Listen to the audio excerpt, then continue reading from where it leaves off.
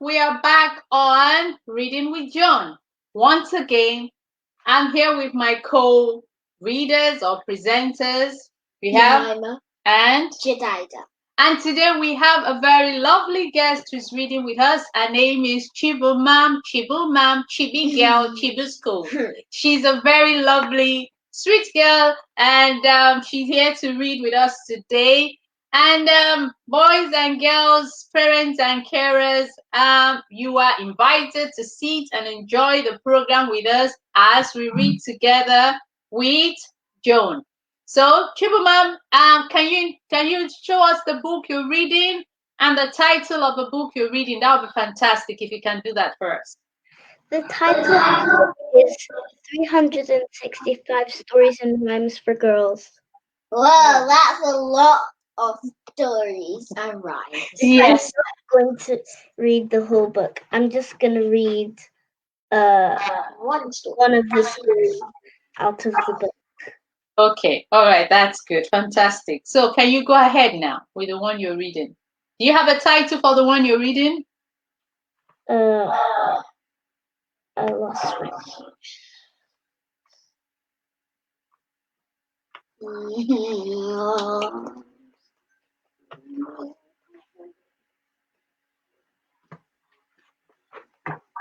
Have you lost the page? Yes, I think I can find it. Okay. Uh-oh.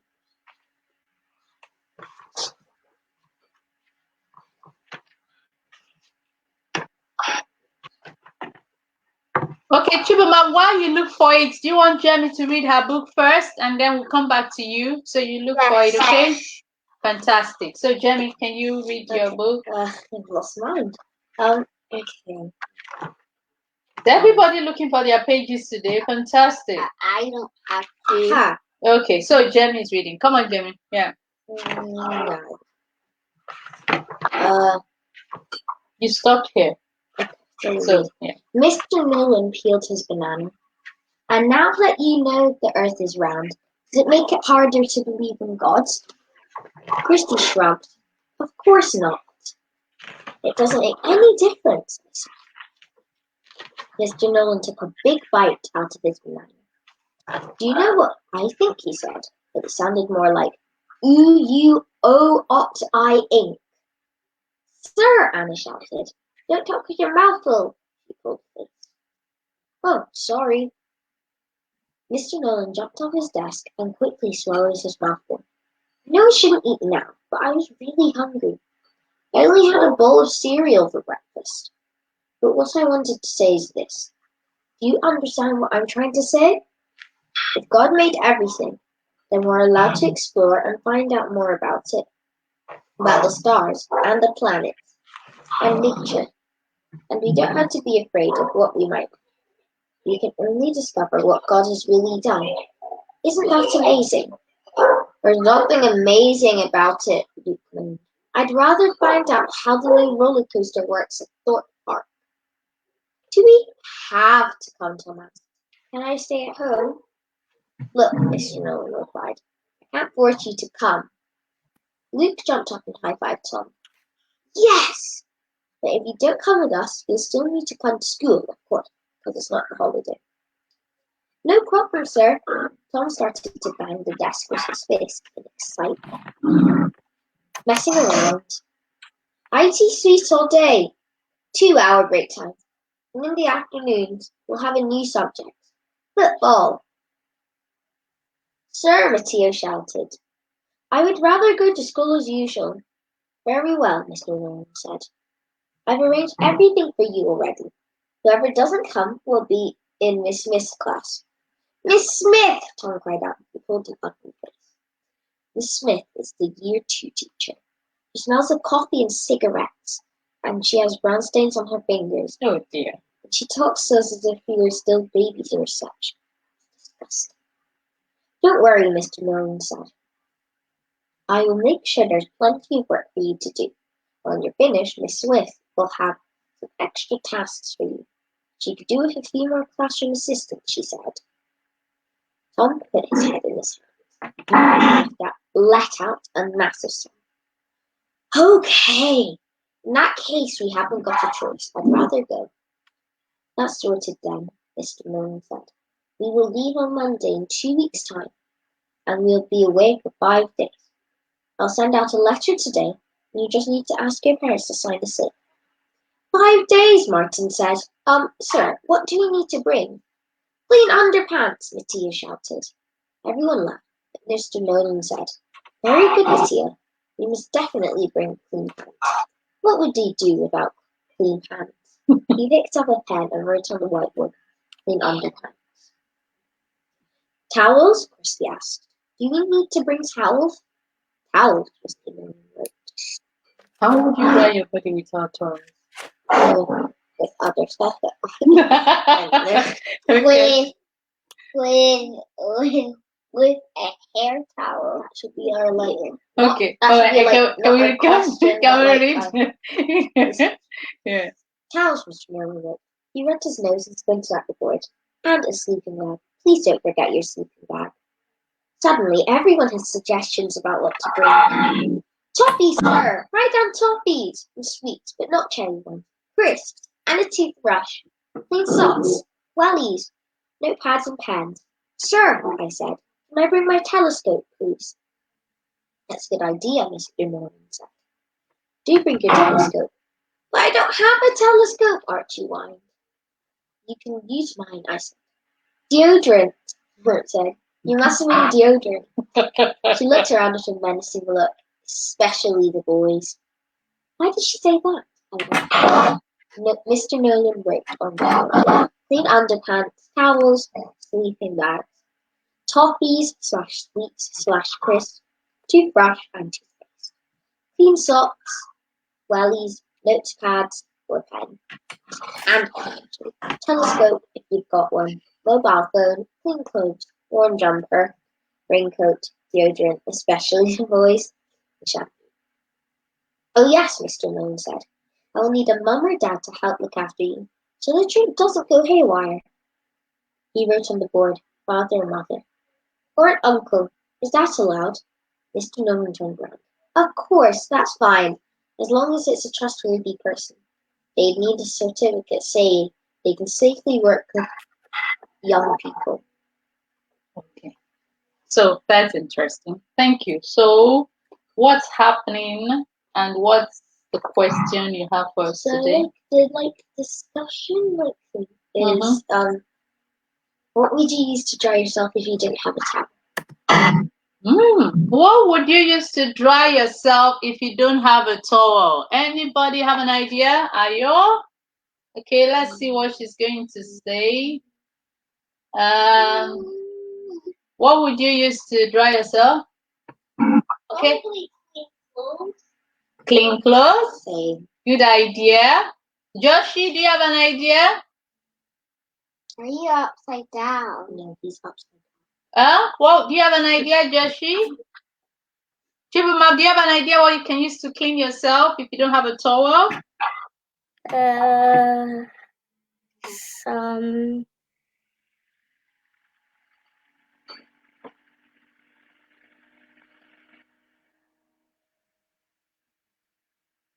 What about using your long hair? If you have a long hair, use your long very, hair. very long hair on my Eh? What's this? What's that fairy tale? Rascal. Rapunzel. Rapunzel. Use your hair to clean her. So good idea, Ayo. You use clean clothes.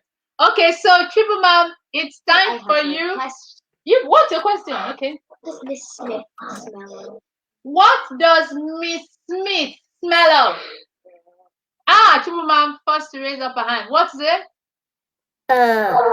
coffee and cigarettes. Oh, cool! Well done. Good listener. That was the answer. Ayo, is that the same answer you had? Okay, good. Well done. You are listening, girls. Well done. Okay, so it's time for Chibunmam to read her book. And Chibunmam, come on, give it to her. Read. The title of the story is called My Little Puppy. Okay. Everyone agreed that Isabel's little puppy, Patches, looked adorable. He had stumpy legs and a round chubby tummy, silky soft ears, lively brown eyes, and a small patch just over his right eye. Okay, don't worry. Just keep reading. Don't show the pictures because, yeah, good. Isabel loved Patches and Patches loved Isabel. The only problem was that Patches was always getting himself and Isabel into trouble. Lots of trouble. On Monday, Patches chewed one of Dad's slippers and the strap on Mum's new handbag. Can't that animal chew on his toy? Complained Dad. He doesn't like it, sighed Isabel, trying to give Patches the rubber bone she had bought for him. Patches put his paws on Isabel's hands and licked them. That tickles, giggled Isabel. It was impossible to be cross with Patches for long. On Tuesday, Patches pulled the clothes off the washing line and dragged them through the soil. The clothes were all dirty. Oh, Patches, not again, complained Dad. He was only trying to play, defended Isabel. He's really sorry, aren't you, Patches? Patches barked and rolled over on his back, waving his legs in the air. Even Dad had to laugh. On Wednesday, Patches knocked over a vase. He was only trying to smell the flowers, said Isabel. Patches put his head on one side and barked softly. See, said Isabel, he's saying sorry. Aren't you, Patches? Mum grinned. All right, but be more careful. Later that day, Mrs. May, who lived next door, was in her garden. Her white cat Snowy jumped on top of the fence and hissed at Patches. Patches barked back. Please don't let that naughty puppy frighten poor Snowy, called Mrs. May. We'll make sure Patches stays out of Snowy's way, said Mum. Yes, please do, sniffed Mrs. May. Poor Snowy. Poor Snowy indeed, muttered Isabel. That cat is always teasing Patches.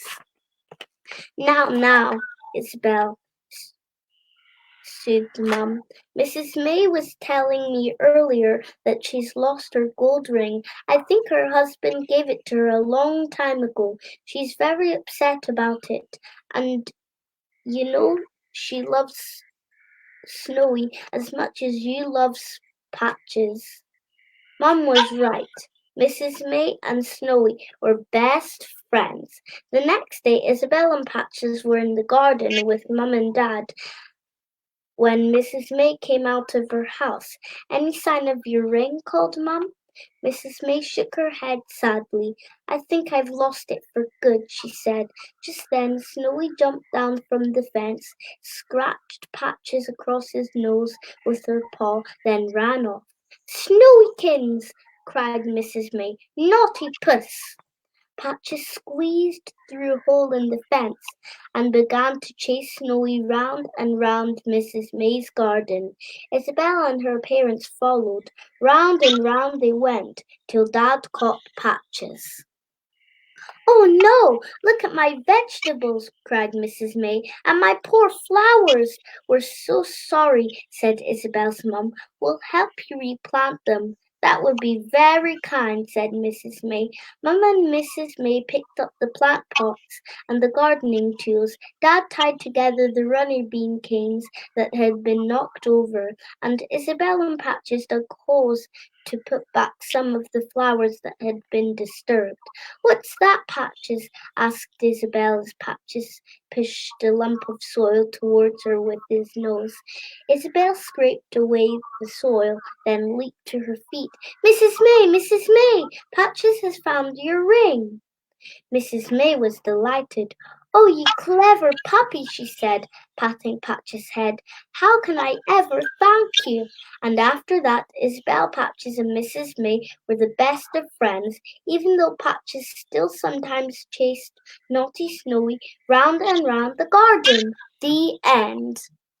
Well done, Chibunmam. That was fantastic. Thank you.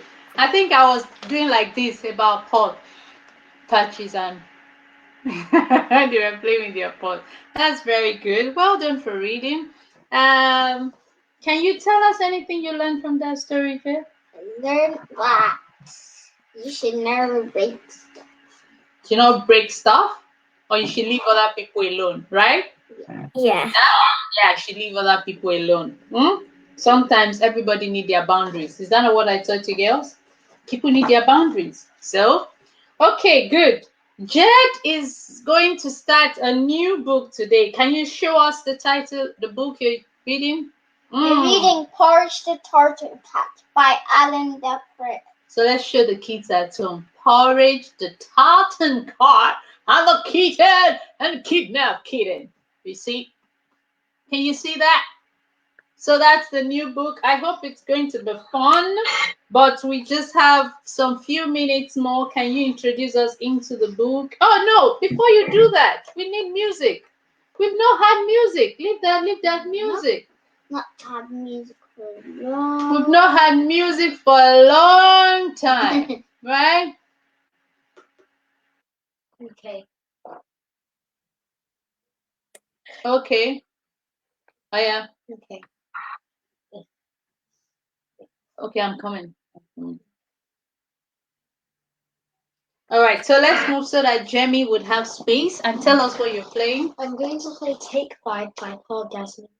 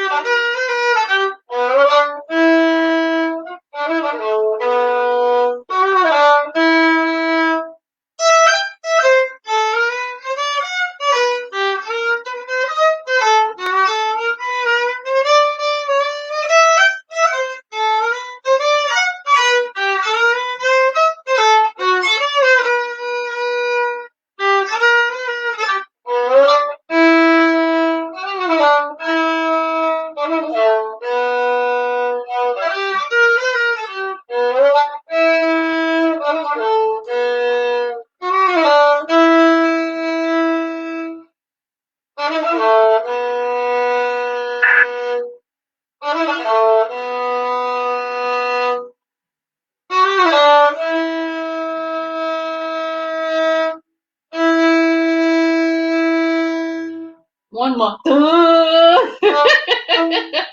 Thank you. That was beautiful. Okay, thank you. That was beautiful. Good. I remember when she came from school with her music book, and she said, "I need to learn the song. I need to learn the song." I said, calm down. There are other songs in the book you need to learn." Finally, she's gotten there. So, how do you feel about playing that? Good.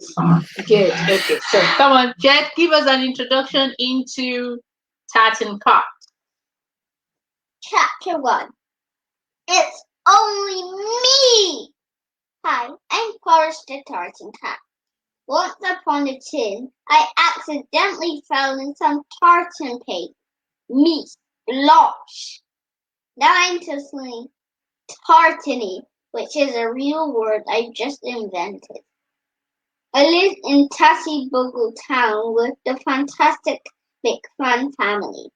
Gadget Grandad, Groovy Gran, Minnie Mom, Dino Dad, Roy Ross, and Invisible Isla are always getting into trouble. And I'm always getting them out of it. Me, wow! Every evening I curl up and catalog our brass of adventures. So why not snuggle up beside me and read Porridge the Tartan Cat and the Kittycat Kidnap? It's packed full of amazing shortbread and jokes and words and me! One afternoon, Isla and Ross were busy in the kitchen, brushing their favorite cat. Me! Mom was baking, being a famous scientist. We experiment all the time, especially in the kitchen. She loved creating crazy recipes with anything. Recipes. Slow down. Crazy recipes with anything she found in the cupboard. I mean, anything! So the soup tasted of soap, and the spaghetti tasted of shoelaces. Oh And dear. the fishy biscuits tasted of fizzy Bicarbonate. bicarbonate of Soda. soda.